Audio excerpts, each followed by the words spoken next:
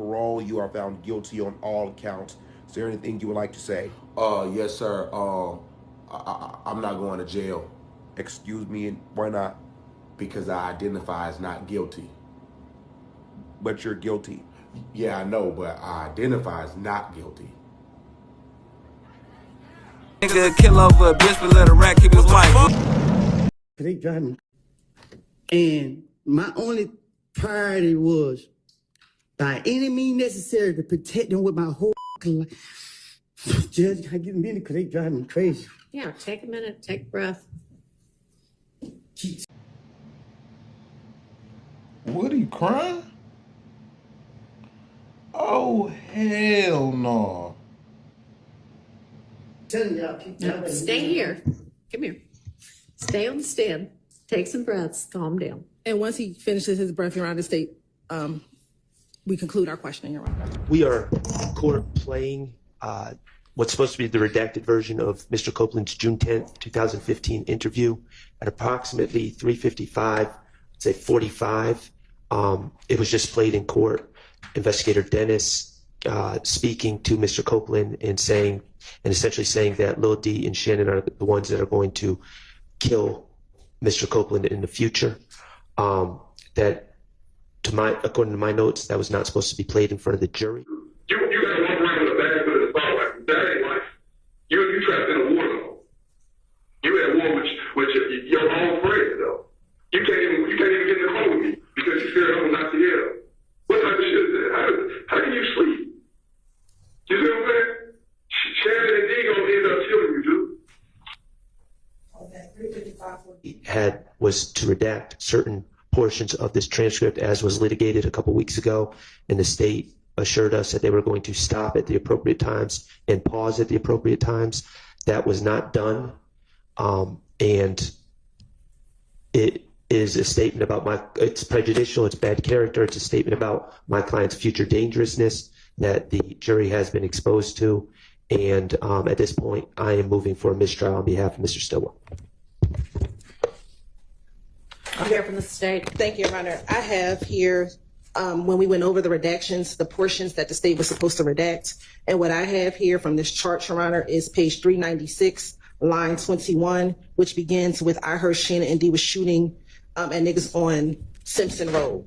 And I have that we were going to be redacting from 396, line 21 through 397, line 11.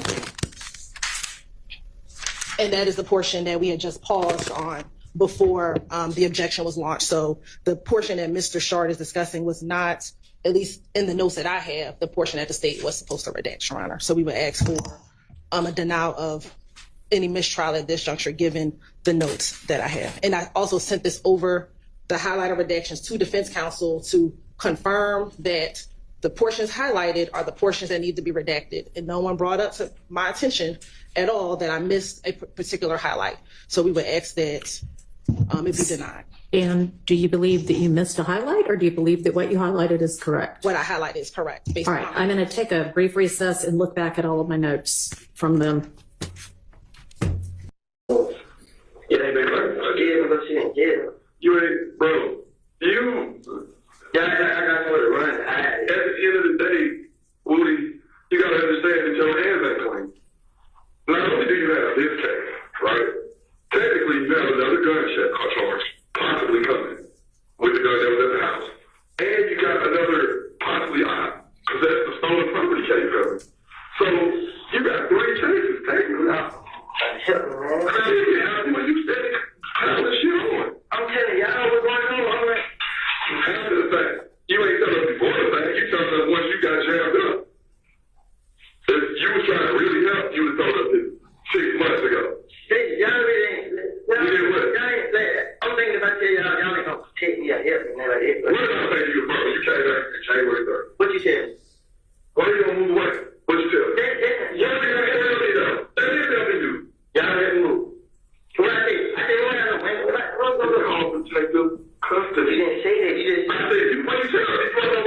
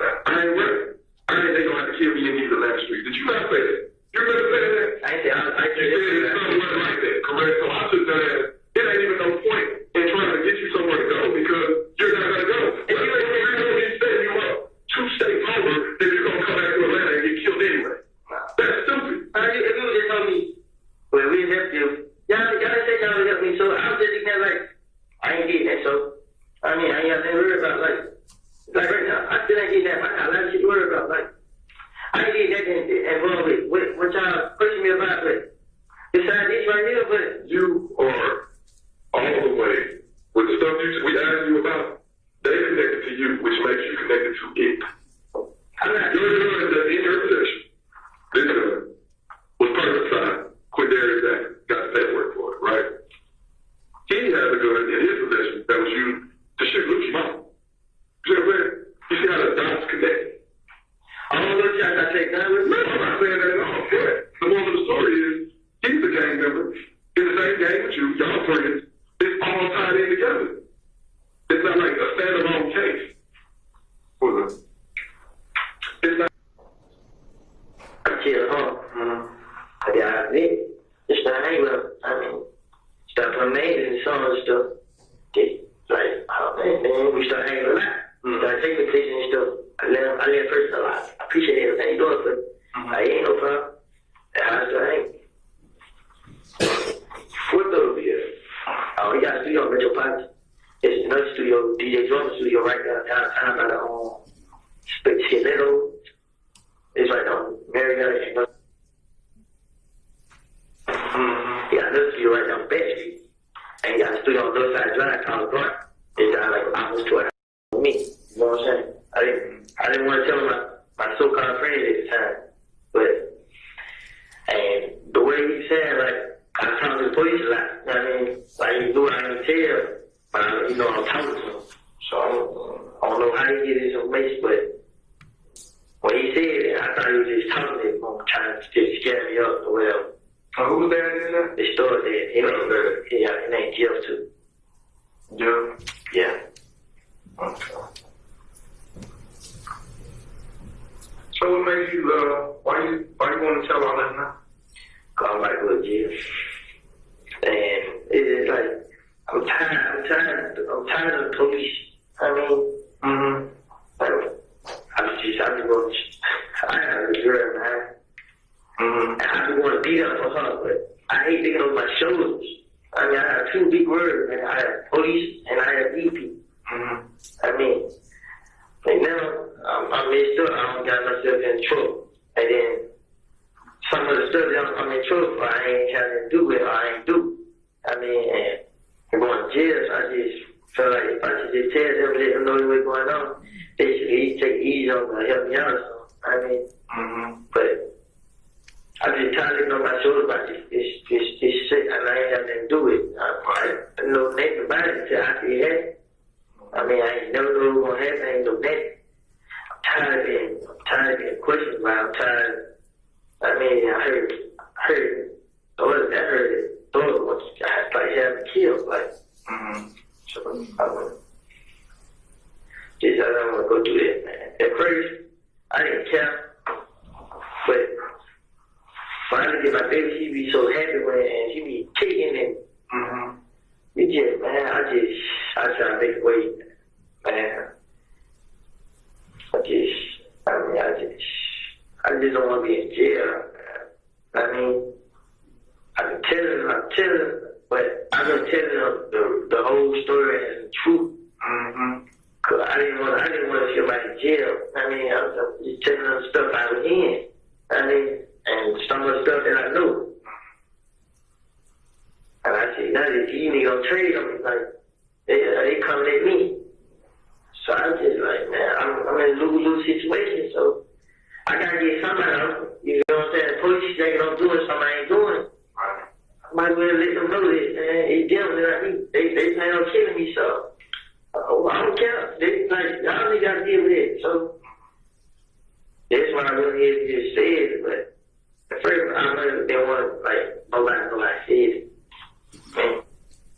Stopping at 4:36:37.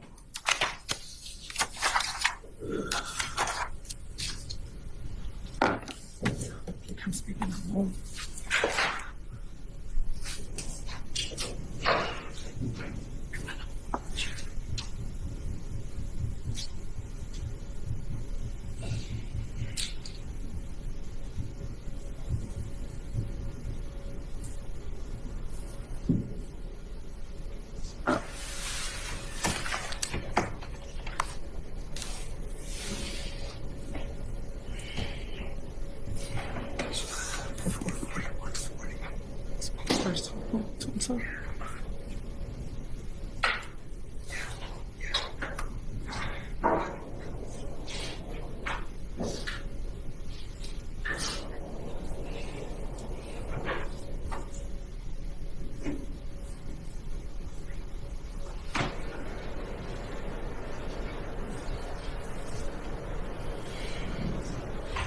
Court resumed at 4:41:35.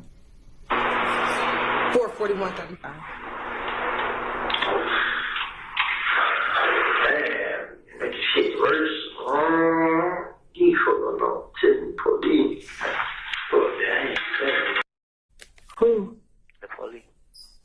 They gonna come get you out? Yeah. And then take you off? They gonna contact me to another jail, but they don't come get me out, and I'm gonna have to shit throwing them up. And you gonna have to wait? Shit throwing them up. So I got that. I mean, I ain't had nothing to do with none of this shit. So, you know what I mean? So you told them? Yeah. You think I go to jail for something I ain't do, bro? Them folks, man, them folks talking about 15 years already, bro. I want to be here for myself and you. Yeah. So, but I need you to help me, right? You need what? I need Lady to help me. You need Lady to help you? Yeah. What Lady? McKenna. It can be, yeah, okay. Yeah, okay. Now, I just talked to him. He said he gonna help me, though.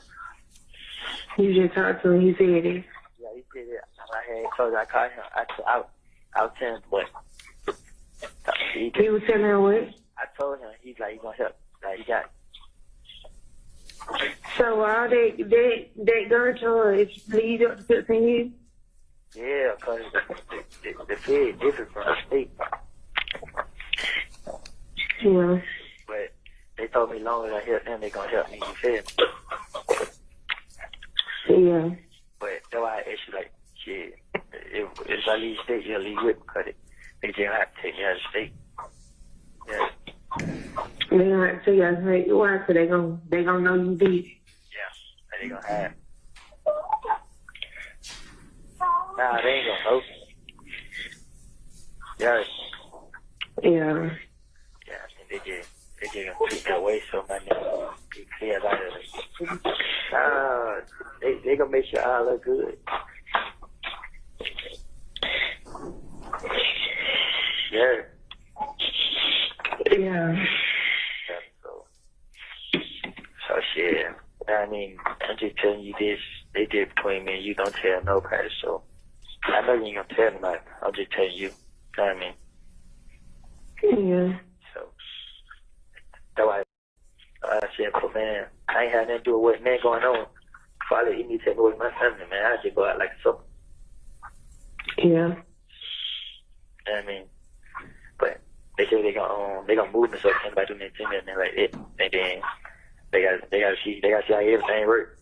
And they like shit. They need D to tell them what happened, because D told me what happened. So I mean, they can go out with They told you what happened with about what happened to they know what's going with that shit, man. Come on, with that? Yeah. So I mean, and when D tell them and they see that I ain't just making that up and I ain't lying stuff like that, yeah, they gonna help me. You feel? Yeah. That's why I ain't gonna tell Trey now. I just tell you, cause I know you know what's up. You feel what I'm saying? You know not telling, but. Trade. That concludes State's Exhibit 394Y. Now, Mr. Copeland, you said that you made it all up to the police. Did you make up everything that you told your child's mother on that jail call? Clearly. Oh, okay. After this call, you also spoke to Max from the Fulton County Jail. Do you recall speaking to Max from the Fulton County Jail? You didn't even play that call for me. I never heard that call what you just played ever before. So I don't know what you're talking about. Okay. Did you recall meeting with me and my investigator back in June of this year, and we played a call for you in which you called Max on the jail call? I don't recall nothing. And on that call, you had Deshaun call Max on the three-way. I don't know. Okay. And while you were on the phone with Max, Thug or Mr. Williams was in the background. Do you recall hearing that, Jill? I don't recall nothing. Right. Your Honor, this time the state would like to tender and admit State's Exhibit 394. Why did you ask for Thug to pay your bond after you had told on them in the June 10th interview? I didn't tell on them. Okay. I was going through a phase in my life, like I told you before, and I told you in the back. I made it all up. I sat right there and said whatever came to the top of my head, that I put pieces some things together and said what I said. If you listen to both of them calls, they contradict each other. If you listen to the interview, you hear what the police keep saying. And that's why I put everything on Thug. The man that had nothing to do with my stupidity. I'm sitting right here today telling y'all the truth, and y'all still sitting right here playing with this lady. Like I told y'all, I made it up. I put it on him. Okay. I'm not scared of nobody. Nobody forced me to say none of this stuff. This is not right. Okay. After you spoke to Deshaun and Max on June 13th, did you then subsequently call Detective Gaither on June 14th and on June 15th to talk about your assistance, you assisting the police department? If I was assisting the police department, they would have had assistance. My thing was to get them out for me. Okay. If anybody was going to be going to jail, it was going to be me. Okay. Did you speak with Detective Gaither on June 14th and June 15th from the Fulton County Jail? I probably did. I was going to talk to her any day to throw them out for me. Okay. And have you had the opportunity to listen to those jail calls? No, these all calls are new to me. Did I play these jail calls for you in the hallway? Overruled. Isn't it true that I played the calls for you in the hallway about 2 weeks ago? No, you played one call, and I haven't heard that call that you played. Did I play the calls? So I can listen to my voice? Correct. And recognize your That's what you said, but these ain't the calls that you played. You're right. This time of state, like the tender State's Exhibit 396, why, 397, why?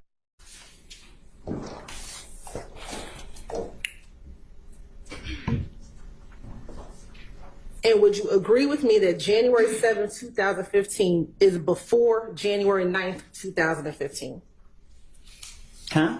Would you agree that January 7th, 2015 is before January 9th, 2015? Yeah, I don't know. Okay. Now, in the interview, do you also remember telling the detectives that Thug was in the Infiniti and the cars were at the gas station?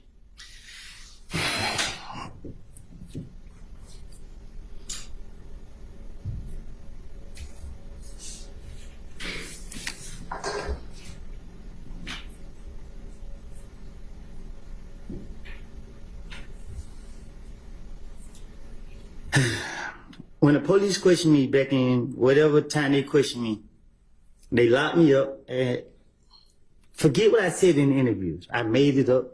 And when I say I made it up, I'm not saying I made everything up. What I'm saying is I took from what I know personally and put it with other stuff. And what I'm telling you is I'm not about to say nothing to tell on myself. Like I told you in the back, I was going through a phase in my life. The police kept locking me up. I was trying to be there for my baby mama and my child. And I was going through a dark phase in my life. I have sat right here and told you over and over and over. I'm telling you again today. I'm going to tell you every time you keep asking me a question, because if you want the truth, I'm telling you the truth. Okay, so my question to you... And I'm not done talking, because you keep asking me, and I keep telling you I made these things up. You're trying to make it seem like I was telling the truth about what I said, and I'm telling you I wasn't. And you're sitting right here, keep asking me. I'm tired of it. Keep telling you that. You keep going back to interviews I told police. You're playing the calls. Each one contradict each other. If I was working with the police and I was scared as I pretend to be, I would have been in protective custody. I'm in the streets every day. And all the people I'm afraid of is y'all. Y'all sitting right here, locking me up, knowing I'm lying, trying to make me do what y'all want me to do. I'm tired of it. Y'all can leave me alone at this point. Y'all bring me here every day. I don't get no sleep. Every time I gotta go to court, I gotta stay up all night. My brain is in overdrive. Like, y'all doing too much, bro. Like, come on now, y'all gonna do the law, do it the right way. Leave me alone. I made it up. I'm telling y'all, Lil D told me to say this. You hear the call, I'm mad at Lil D because he wouldn't say what I want him to say. So what? Are you finished? No, I'm just getting started. Okay, well, let me ask you this question. In the interview, did you hear when you told the detectives that Thug was in the Infiniti and the cars were at the gas station? I tell you anything to get them off of me. That's not my question. Did you hear when you said that in the interview? Yes, I said it, but it's not the truth. All right.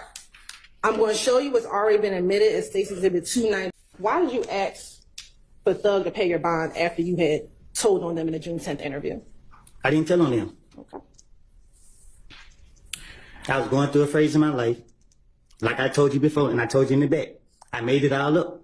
I sat right there and said whatever came to the top of my head, that I put pieces of things together and said what I said. If you listen to both of them calls, they contradict each other. If you listen to the interview, you hear what the police keep saying. And that's why I put everything on Thug. The man ain't had nothing to do with my stupidity. I'm sitting right here today telling y'all the truth, and y'all still sitting right here playing with this lady. Like I told y'all, I made it up. I put it on him. Okay. I'm not scared of nobody. Nobody forced me to say none of this stuff. This is not right. Okay. After you spoke to Deshaun and Max on June 13th, did you then subsequently call Detective Gaither on June 14th and on June 15th to talk about your assistance, you assisting the police department? If I was assisting the police department, they would have had assistance. My thing was to get them out for me. Okay. If anybody was going to be going to jail, it was going to be me.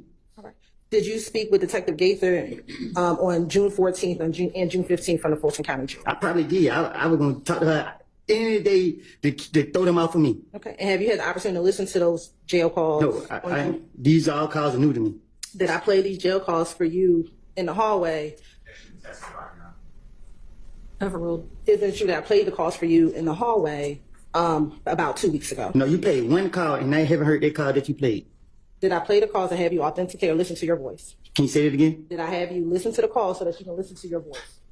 Did you play the call so you can listen, so I can listen to my voice? Correct. And recognize your That's what you said, but these ain't the calls that you played. Context. So in October of 2021, specifically October 27th, 2021, Mr. Copeland was arrested on traffic violations and a gun charge. When he, after being arrested, he was brought to the Atlanta Police Department headquarters and Mirandized and interviewed.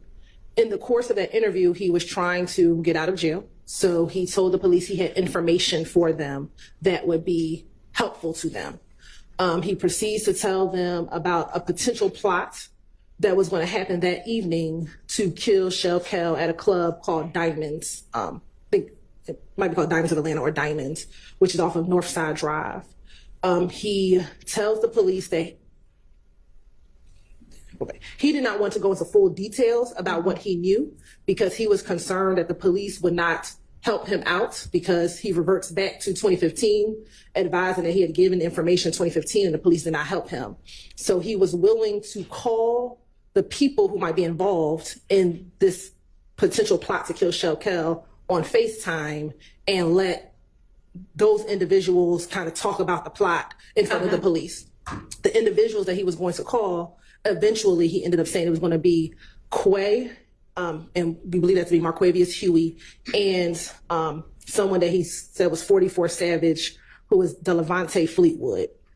He talked about what he could do. You could set me up in a room, I'll call him on FaceTime. And then he proceeded to let the police know that he's advised Quay on several occasions that he shouldn't do things for Thug, that Thug wasn't going to help him out, and that this wasn't, this is not something he should do.